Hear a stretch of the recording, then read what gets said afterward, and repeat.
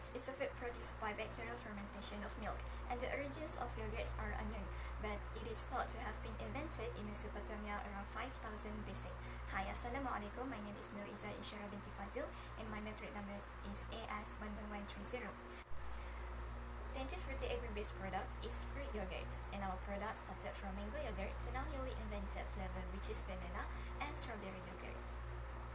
So Dainty Fruity's enterprise main objectives are to increase sales to 1 million ringgit by the end of 2022 and to provide more job opportunities for 100,000 employees in 2027. Furthermore, we want to increase facilities from small-scale enterprise level to medium-scale level within 3 years from 2020 and achieve a variety of resources in terms of ingredients and livestock, which is to increase the number of cows and goats to 50 and 23 respectively by 2021. Dainty Fruity Enterprise has the sole mission of making sure the customers enjoy eating healthy without spending much money. And Dainty Fruity Enterprise main product, which is fresh yogurt, will give such a dainty experience to the customer. And Dainty Fruity's key to success is by having the motivation ignites into the employers and employees, and we want to give more exposure to all kinds of target buyers repetitively. The company will constantly innovate new products based on yogurts and fruits, and we believe that analyzing feedbacks from the customer will improve their business. It is affirmed that practicing good work ethics and avoiding fraud and dishonesty will smoothen the business journey to reach the definite vision and mission. Dainty Fruity is a sole proprietary type company wholly owned by the founder of Dainty Fruity Enterprise, Senazirul Mubin, and helped by his friends, which act as the manager, and several employees under him. Now we have reached the part of company's history. The founder, Mubin, is lactose intolerant, but he found out that he able to experience dairy product when he discovered the truth regarding yogurt. He crafted a luscious recipe by fusing yogurt with his favorite fruit, mango, and gave it to his family and neighbors as testers. And the feedbacks given from them are incredibly positive, and it sparks an idea for him to launch his own business. He started his business by selling the fruit yogurt to his neighborhood supermarkets, and from the profit, Sir Mubin gained enough money to establish his very first mini stall soon, and his friends joined alliance and create new products together based on fruits and yogurts. Dainty Fruity Enterprise headquarters is located in an enterprise area at Taman Tempat Utama 812,000 Johor Bahru, Johor. And Dainty Fruity has a cow farm which contains 25 cows and 10 goats for the milk production, with a small factory for yogurt fermentation near the farm. Dainty Fruity is equipped with yogurt dispenser to process raw yogurt to frozen yogurt, and several lorries for distribution and transportation.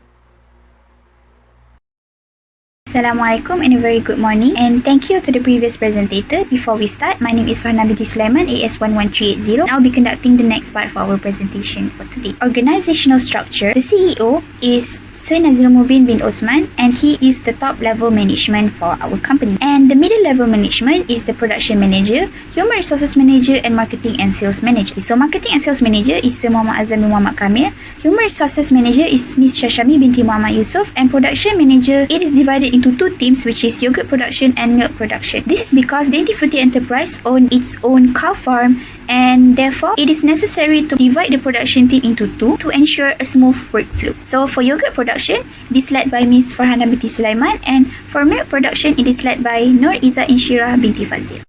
So for the CEO, which is Sir Nazirul Mubin bin Osman, he is the head of the company. He is also the sole decision maker. He had his studies in Master in Economics in University of Barcelona, Spain. And he also have working experience as senior manager in Dutch Lady Malaysia production from 2009. So when he decided to establish his own company, his working experience in Dutch Lady team is very helpful. So for human resources team, the manager is Miss Shashami binti Muhammad Yusof. She is responsible for recruiting new workers, handling the workers' problem, and making sure the workers receive their salary. So basically, she handles employees' affairs. So she received her studies in Bachelor of Arts in Management in Human Resources Management in Benedictine University, Illinois, and also Bachelor of Agricultural Science in University Putra, Malaysia. She worked in Human Resources Service Group in Labuan IBFC, Malaysia for 6 years, and this has helped her in becoming the manager for human resources. So for the marketing and sales manager, which is led by Sir Muhammad Azam bin Muhammad Kamil, He has the role of managing the product's marketing, monitoring the advertisement for yogurt production, ensuring the quality of products packaging. And because marketing and sales are very close to the customers, this team is very crucial and very important. So he studies in Master in Business Management in University Malaya Kuala Lumpur. And he also had working experience as marketing manager in Nestle company for 5 years and senior manager in Farm Fresh company for 4 years. So next is yogurt production manager, which is Miss Farhana binti Sulaiman. Her role is managing the production of yogurt, ensuring the quality of yogurt and supervising the yogurt production. And she studies in Master in Dietetics with Nutrition in University of Nicosia, Cyprus. She also worked as a dietitian in Hospital Sungai Buloh for 6 years and a part of dietitian in Malaysian Dietitians Association since 2010. She has to ensure the yogurt produced have nutritional values for the public consumption. So next is the milk production. Milk production manager is Miss Nur Iza Insyirah binti Fazil, and she has the role of managing the production of milk, ensuring the quality of milk production and making sure the cleanliness of milk. So she studies in doctorate in veterinary medicine in University Putra Malaysia Selangor, and she also worked in University Veterinary Hospital for 7 years. She is given this position as the milk production manager because she has to ensure the cows are in good health because it can affect the production of milk. Next is the processing and production process. So this is the summary of our production process, and we allocated the first 2 weeks for land preparation for our farm. We also ran a nearby small factory for our fermentation process. So after we have finished the farm preparation and checked the safety of the farm and the small factory that we rented before, we will immediately purchase maternal cows from suppliers and also nourish the cows. So the nourishment of cows take a longer time. This is because we have to ensure that the cows are in a very good health before we can extract its milk. So the nourishment of cows begin from the second week and will continue throughout the whole year. We can only extract the milk during the 11th week, and it will also continue throughout the year to ensure a continuous supply of fresh milk. After we have stored the milk temporarily, it will then be channeled into the small factory and the fermentation and pasteurization process will begin, and it will also be continued throughout the rest of the year for a continuous supply of yogurt. We will then purchase the fruits from suppliers from the week 12 onwards. So we will refine our product by freezing and combining materials to make the end product, which is fruyo, and it will also continue throughout the rest of the year to ensure a continuous supply, and the good will then be immediately packaged, and the product distribution will start at week 13 and continue throughout the rest of the year. This is the picture of land preparation and purchasing maternal cows from suppliers, and also the milk extraction and storage. This is the fermentation and pasteurization process, and it is helped by the pasteurization and fermentation machine, and we will purchase the fruits from suppliers and the product will be distributed to its respective places. We distribute our product through neighboring supermarkets, gas petrol station, and also our very own retail shop where customers can walk in and order their preferences of yogurt. So the equipments and tools used are the pasteurization machine, fermenting machine, and also the milking machine, which is to extract milk from cows. We also use yogurt dispenser in both our retail shop and our factory, which is to assist in packaging process. So this is our recipe. We sell our fruyo in 1 cup, which contains 150 ml each. In each cup, it contains yogurt, which is 100 ml per serving, fruit essence that gives flavor, which contains 2 gram per serving, sliced fruits, which is 35 gram per servings, and also filtered water, which is 10 ml per serving. So that's it for my part. Thank you for listening, and I will pass the next session to the next presenter. Thank you. Bismillahirrahmanirrahim. Assalamualaikum warahmatullahi wabarakatuh to Sister Maisie and my fellow friends. My name is Shashami binti Muhammad Yusuf, AS10360, and I'm going to present from the situational analysis to the SWOT analysis. Okay, so first thing first, we see at the situational analysis. Okay, the first thing that we're going to talk about is competition. So Dainty Futri, we see that the situation right now has very less competitors with more regular customers. Also, if we see that the demand in yogurt, in fruyo, customer demand is relatively high because lactose intolerant people needs them. Next is the product has to be served freshly and no artificial sweetness is used in the making of fruyo. Last but not least is about the customer awareness, where consumers starts to find healthy food, healthy and alternative to foods. Okay, next slide. the market trends. We see here that this is bar chart. This is a bar chart that shows the revenue of yogurt sales in Malaysia market each year. So first thing we see at the year 2016, where it starts with 1055, but then it gradually increased up to 2020, where this year it has a revenue of $1,268 million that accumulated in the sales of yogurt. So it is estimated to increase in the further year, especially we target at the 2023. It will be expected to increase from 2020 up to $1,420 million. Okay. So moving on to the next slide. There are target market segmentations that need to be considered before selling the Freo product. So first thing we see at the geographic, the Freo has to be served chilled, perfect for hot weather countries like the Southeast Asian, such as Malaysia itself, because the hot weather causing people to find a cooler alternative to make their throats less dry and perhaps will chill their body temperature. It is sold at urban areas. So next is the demographic, where we have the target buyer of all range of group, aware of healthy food and have average income, because yogurt, the Freo product is not really expensive. It can be affordable to anyone. So next is the psychographic, where we target the people that want to buy Freo, likes to be healthy without much hassle, and they don't have to eat too much whole meal, and they live a busy and sedentary lifestyle, and they would like to have yogurt as a personal favorite food. Okay, so last but not least, in this target market segmentation, we touch at the behavioral area, where people who dislikes to eat vegetables but fruits, but still need to have them in their body because it is important nutrients for their body. So they would like to have yogurt as another alternative of healthy food, and also like to uplift their spirits by eating yogurt. Okay, next slide. Market analysis. So there are 5 things that need to be considered, which is competitors, market size, promotion, place, and awareness. So Freo, the Dainty fruity might have to face competition such as between big companies like Marigold, Fernleaf, Dutch Lady, and Nestle. And market size is estimated to be 3 million ringgit per year of total sale in Malaysia. Okay. So the promotion is have to be made between researchers or doctors to promote people to eat healthier food, such as the Freo product. It is have to be sold in supermarket and at the center of attraction of certain places, because that will make the Freo as a focus of that particular area. Last but not least is the awareness, where people have to aware that they need to have healthier diet. So Freo might be an alternative for them to make themselves be healthy and keep in a good check of themselves. Okay. For the last section, which is the SWOT analysis.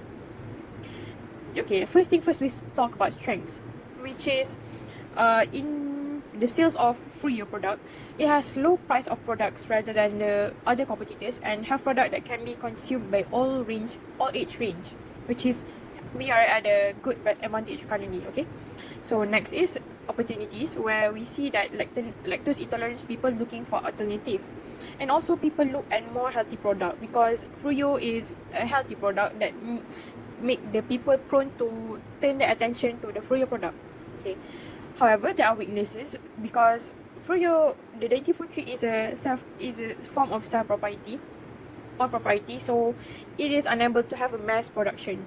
In case of there's high demand, the Dainty Fruity company might not be able to handle all the high demand.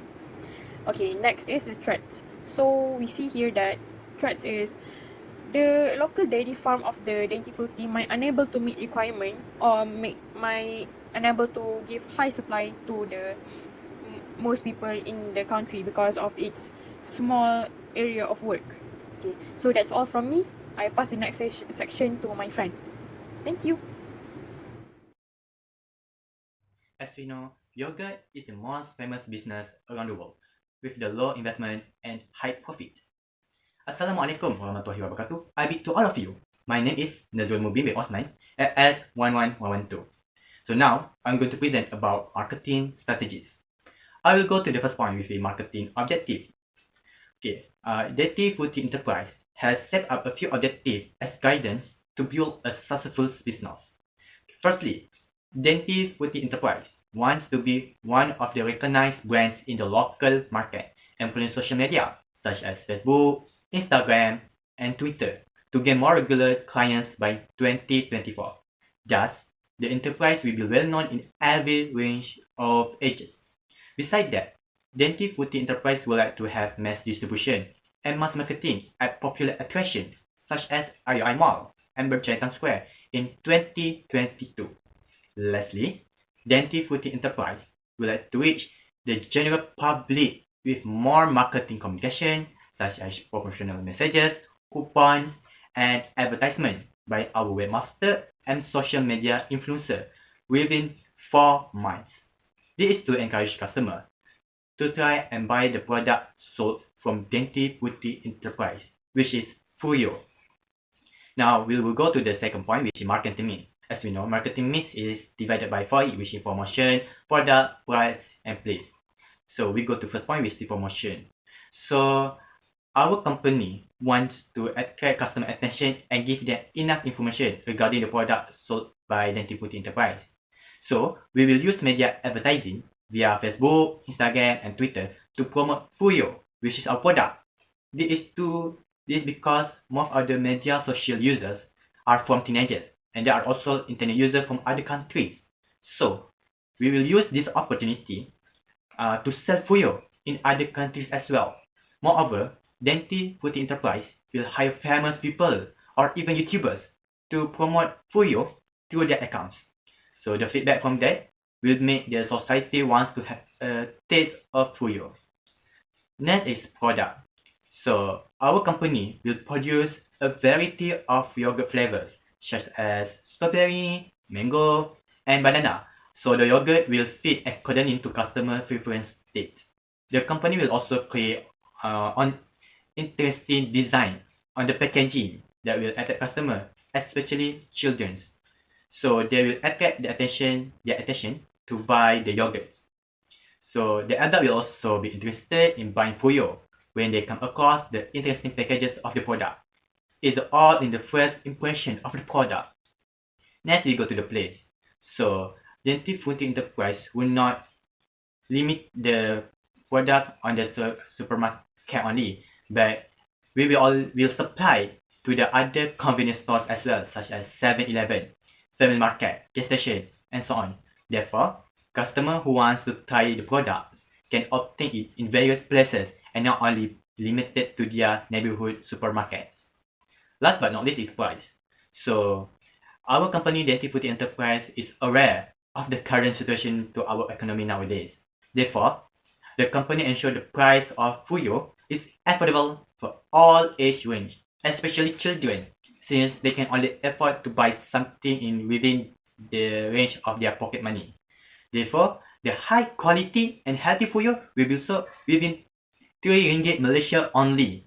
Besides that, in Dainty Fruity's retail shop, the purchase of Fuyo more than 3 cups will be discounted.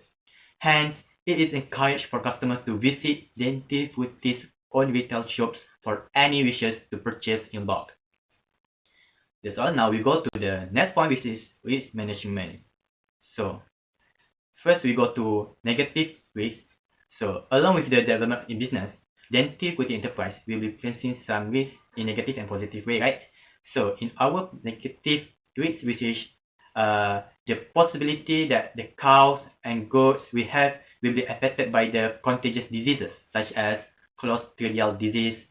Hence, the company will hire veterinarians to treat infected cows and quarantine the affected cows so that the healthy ones are not affected by it. It is to reduce the impact of diseases on cows. The next negative risk is blackout due to the electrical problem that will affect the fermentation of yogurt. So, the company are having another power supply that can generate electricity long enough to avoid the yogurts and processes there is from being spoiled due to microorganisms or bacterial activities during the blackout period. That's all negative risk. Now we go to the positive risk to Dainty Fruity Enterprise. First, our positive risk is that food yogurt will become a trend among younger generations to try it out in the next years to come.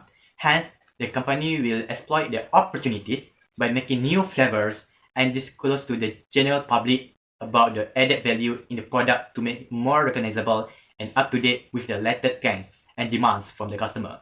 Other than that, the sudden increase in customer demand in a specific season will also become a huge opportunity for the business. Therefore, Dainty Fruity Enterprise will enhance it by opening more part-time joint opportunities to make sure the demands are fulfilled during the specific season, while at the same time create more job opportunities from other workers as well. So that's why it's positive rate. So that's all for me. Thank you. Assalamualaikum warahmatullahi wabarakatuh. My name is Muhammad Azam bin Muhammad Kamil. Matrix number is 11374, and I will be continuing our presentation here. So first of all is the important assumption. The net investment for our company is 100,000 ringgit, and discount rate is 10% and tax is 24%. So this is the key financial indicator. So net present value for both that we calculate and Excel, we got 138,802 ringgit and 70 cent, and the internal rate of return is 22%. The payback period is 3.95 years. So this is the cash flow for business of Rio in 5 years.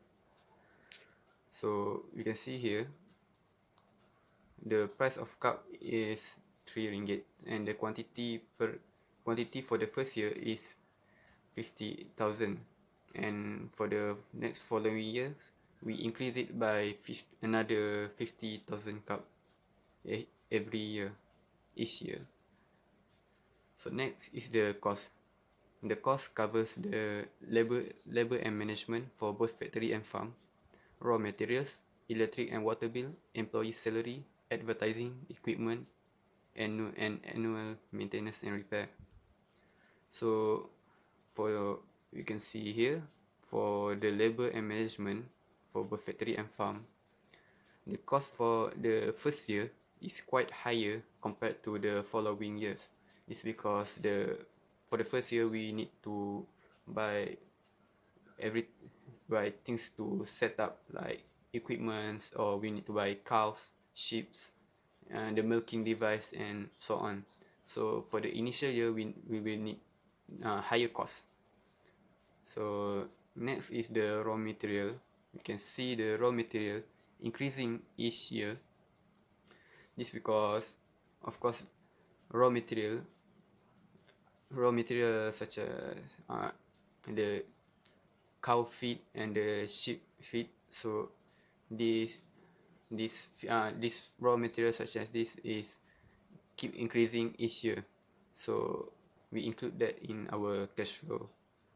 And next is the advertising. So for the advertising, the initial year is higher because we need to try to gain more popularity. We try to